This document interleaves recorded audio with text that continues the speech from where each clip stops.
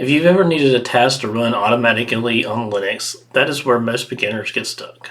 In this video, I'm going to show you the simplest way to schedule tasks using a tool called cron. We're going to go step by step so that it actually makes sense and so that it will stick.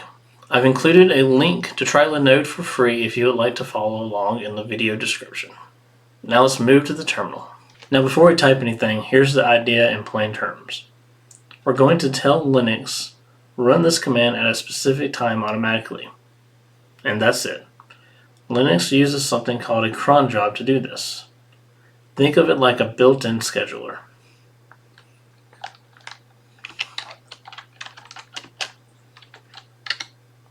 To open cron, you would use the command crontab-e. Now if this is your very first time opening this, you will see a message similar to this, and you will be asked to pick an editor. It usually defaults to what is the easiest editor on the machine to use. So crontab-e opens your personal task scheduler. Now we're not running tasks yet, we're just editing a list of tasks that will run automatically. So for example, if you're an IT admin, you may use this to run backups at night so that you don't even have to worry about logging into the system. Now that we're in the actual crontab file, this is where most people start getting confused. So we're going to keep this as simple as we can. A cron job has this format. Each star represents time. You have every minute, every hour, day of the month, and the day of the week, and then you have your command.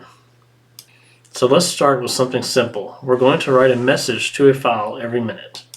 So if we leave all the stars for minute, hour, day of the month, and day of the week, that means that this job will run every single minute. And the command we're going to run is echo. And we're going to echo hello from cron. Then we're going to append that echo message to a file.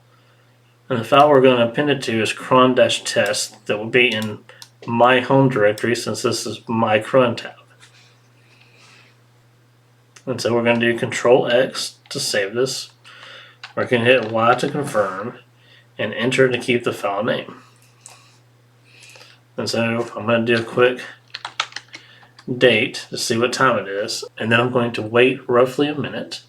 Now that it has been about a minute, we're going to prove that this is ran by doing ls, and I see my cron test file. And if I cat my cron test file, I'll see my hello from cron, and I misspelled it, but you get the idea. Every minute that passes on the crontab job is going to echo another line of hello from cron. Through the magic of video editing, we're going to wait a couple more minutes. So now if we cat the file again, we have an entry for each minute that has passed since creating the cron job. And since we see multiple lines, we know that our cron job is working correctly. This same idea is used for logging system activity, running scripts, and monitoring servers. Now let's make this a little more realistic. We're going to schedule a specific time. Clear the screen so you can see. Do crontab-e to edit. Schedule a task to run at 2:30 every day. So the minute's going to be 30, the hour's going to be 2. It's going to be every day of every month. It's going to be every month. And it's going to be every day of every week. And we're going to echo daily task ran. We're going to pipe that into a file called daily-log.txt. And while we're here, I'm going to correct the spelling. So this is the minute mark, which is 30. This is the hour mark, which is 2, so it's going to run at 2:30. This is going to be every day, every month, and every weekday. So this runs at exactly 2:30 a.m. every day. This will be a very common task for a nightly backup or a log cleanup or even some system updates out there in the real world. Now if you ever need to remember what cron jobs you already have scheduled, to list your current cron jobs, all you have to do is do crontab-L for list. And that will echo out your cron jobs. And here's the two that I previously created. And this will show every scheduled task for the user that runs that command. So for a quick review, to edit a crontab, you do crontab-E for edit. To simply list your crontabs, you do -L for list. Now, if you want to remove a crontab, you have two options. You can do crontab-E for edit, and then go down and either completely remove the line or simply put a hashtag in front of it to comment it out. Now, if you want to remove all crontabs, you can do the crontab-R option for remove. Now, this deletes all jobs immediately, and there's no confirmation after it, so be very careful using the crontab-R command. Now, the number one mistake I see with people in crontabs is the fact that crontab uses a limited environment. So you sometimes have to use the full path. To give you an example of that, if you remember my cron jobs, I just simply did echo. I may have to put the full path to the echo command, and to find that, I would type in which echo, and there's the entire file path to the echo command for me. And so I go back up and edit my crontab, and this time put the full file path to the command that I am using, and save and exit it. The second biggest mistake I see with cron jobs, especially with logging, is that files are not updating. Make sure you use the double greater than sign to continuously add to your log. If you just do one greater than sign, this will overwrite your log file every time. And the third biggest mistake I see with crontabs is that sometimes people will be trying to use a command in their crontab that requires higher privilege than their user. To fix that, you would add the cron job to the root user's crontab by doing sudo crontab-E. And this opens up for the root user who has his very own crontab jobs.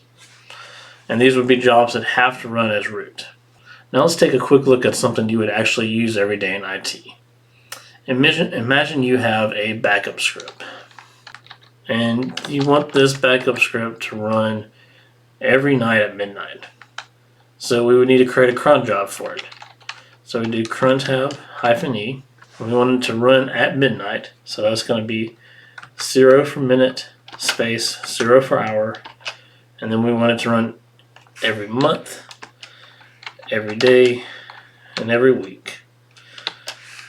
And then we're going to do the full file path to the script, which is going to be home bow for me, and then backup, the name of the script, which is backup.sh. So now what's going to happen is every night at midnight, this Linux server will run that script automatically for me. There's no need for me to log in and run it manually myself. And this is how production systems stay consistent. They run backups, updates, and monitoring all depend on automation like this. And once you're comfortable with this, try this one small upgrade. You can log the output of our jobs. So I can tell it on success or failure to capture the output.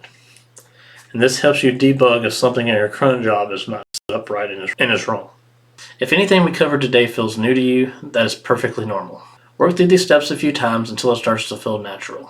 And once it all clicks for you, this will become one of the most useful tools in Linux. If you found this video helpful, please like the video and leave a comment down below. And feel free to visit our new forum that is in the video description to ask any questions you may have. And I will see you in the next video.